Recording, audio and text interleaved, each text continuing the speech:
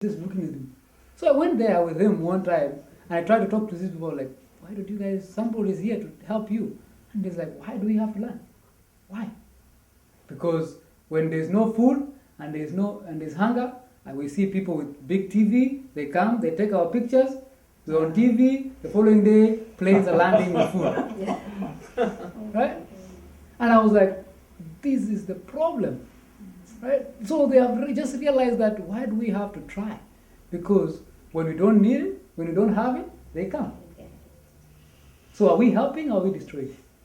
So, those are the things that really, as I grow up and as I live in Africa, and I just want to be honest with you from the bottom of my heart, is we need to relook at things. It is good to give, and I really love even what some of you guys are doing. I think it's an eye-opening. If you are there, if you live in Africa like the way I've lived, come to America, lived in America, learn the culture here, know how people here are, and go back home and see how things are there, I'm like, okay, we need to do things different. Right? The story of the girl calling me the father. Okay. I think that was the eye-opener.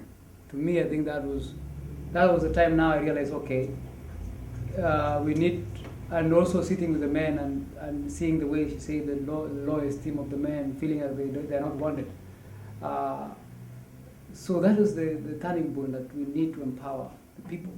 But also, I think just seeing, and also the experience of my friend when we went to Southern Sudan and went to Lodwar, of people saying, why do we have to do it when they're going Why to do we bring? have, Why do you have to learn? What they will bring for us. So those are the things that really, and also being in parliament and being in politics, realizing that, and looking at what the other politicians do and what other people do. Yes. Because the politicians, the system in Kenya is keep them poor, come during election time, give them money, they will vote for you. Right? Make them rich, they will never vote for you. So that is the philosophy, and I don't want to lie, that's the philosophy of most African countries, right? You keep them poor, you lead them forever. So looking at all these things, I wanted to be different. I wanted to change. I wanted to change things. And definitely, I don't think I'm the most liked politician in Kenya. I will tell you that. I don't think I'm the most liked person in my constituency, because if somebody comes to me asking for handouts, they don't get. I have whipped a couple of people, literally whipped people, especially young men that pretty much want to force you to give them money, right? Mm-hmm. Somebody will come to your house and tell you, I want the money. And to me, if Jesus was able to whip people, why not me? I whipped a couple of guys. We need to force them. The people have to see, we have to really push them. Sometimes you push them as hard as possible till they will change, right? But also another thing is, I've realized, is invest in a few of them. Like now, we take for example, if you go to a community and you want to fight anger in a community, and you know that you cannot change the whole community, but you'll find a few individuals in that community that will listen and are willing to change.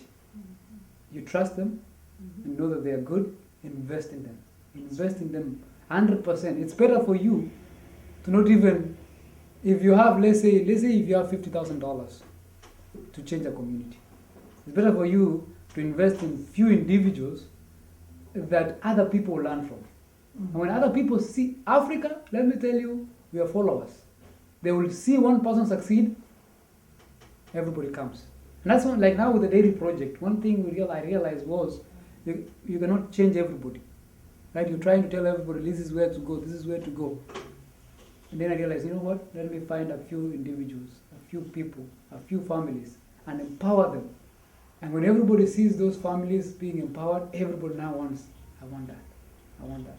Like right now, if somebody comes to my house, right?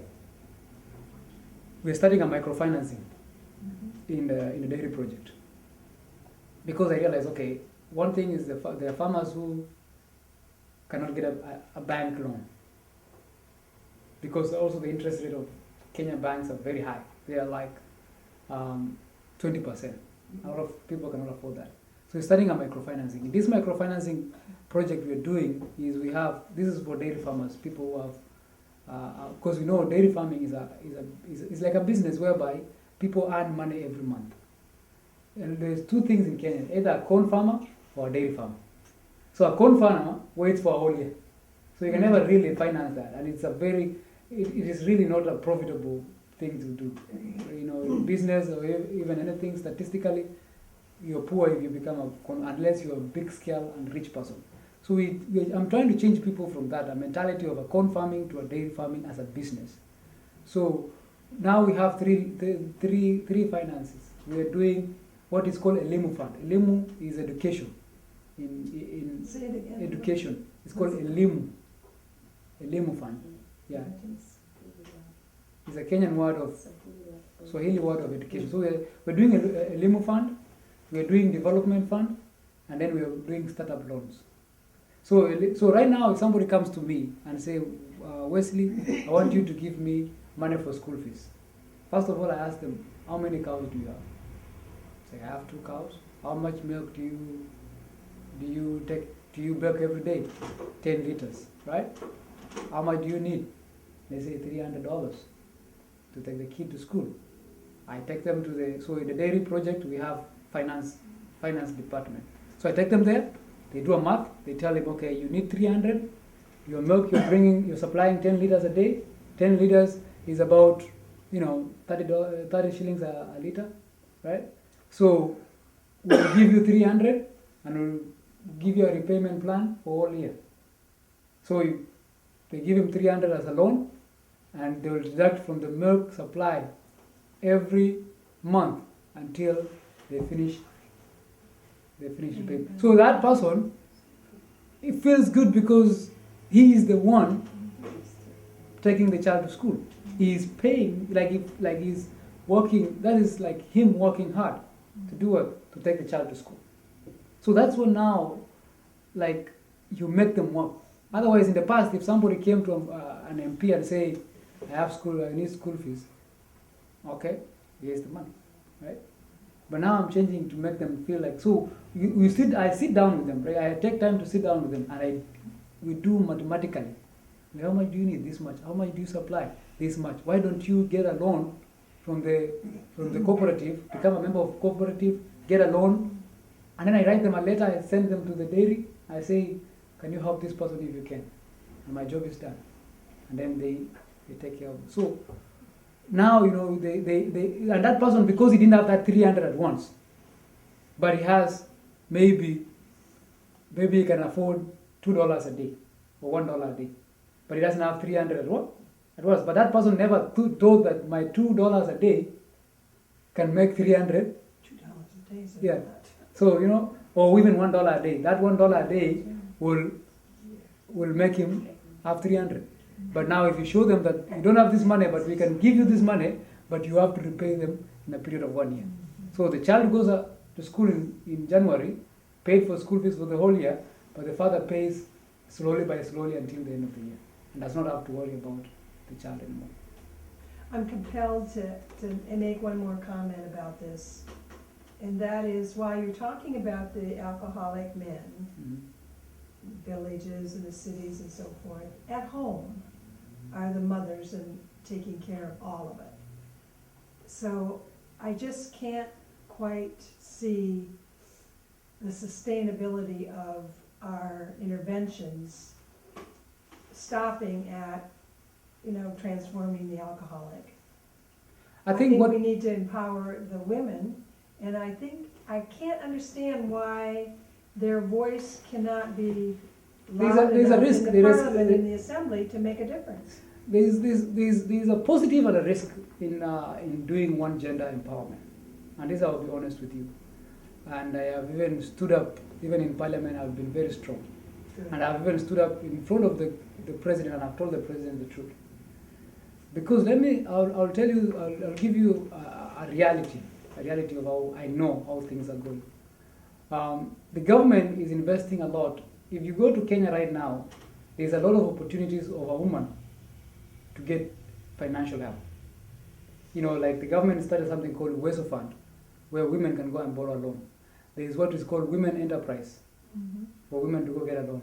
You have table banking for women. Nothing for men. Right? There's a problem. Naturally, in this world, men are supposed to be the head of the families. Right? Naturally, that's a cultural thing in Kenya. A man is supposed. So you find a woman can find so much money, but a man cannot find anything. So you find, first of all, the men feel, demoralized. Well, give it to both of them. So that's what I'm saying is, let's empower the families as a unit. That's good. Empower a family, and that's why even with the dairy project, when you see the motto of the dairy project is empowering the family to empower the society. If we empower the family as a unit, then we have like now with the loan issue, like now with the microfinancing, you come with your wife. I tell men, I say, even if you don't love your wife, pretend you love her for a day. Come, both of you. Both of them have to sign the paper. So it becomes a family joint unit. If we are giving a loan for buying a cow, one of the startup loan is for those people who want to buy a cow, right? If we are giving you a cow, that cow is not for a woman or a man. It is for the family. It belongs to the family. So we need to work on that. I think we need to really be sure that we work on the family. Even if because at the end of it, the woman is the one that is going to take care of that cow. The woman is the one but in the mind of the man, it belongs to us. It belongs to all of us. So if we can empower them, then we will be really. So that is my honest opinion. I have even told the president that we will be destroying families, and we will be destroying one gender, and then we'll be, I don't know. I feel like the men will go to alcohol more, and the women become rich, the men become poor. I don't know where we'll be going as a country. But we need more women in leadership. I agree with you 100%. A lot of kids in Kenya who can run but cannot go to school. So we will give them an opportunity to go to school, but also with an opportunity of coming to America. So we have partnered with schools here in America, colleges, whereby we train kids in Kenya, we get them through high school, and then we bring them here, but with the requirement that they will go back home and invest back home as leaders. So what we want to do is, because we realize, we want, and I will encourage Kenyans even who are here, let's go back home and change Kenya. That's what I've been telling people. Let's go back home and change Kenya, because that is the best way. I always say Kenya will be changed by Kenyans themselves. No matter what we do, no matter what people from outside come, no matter what you guys, how good of an intention you have, at the end of it, Kenya will be changed by Kenyans.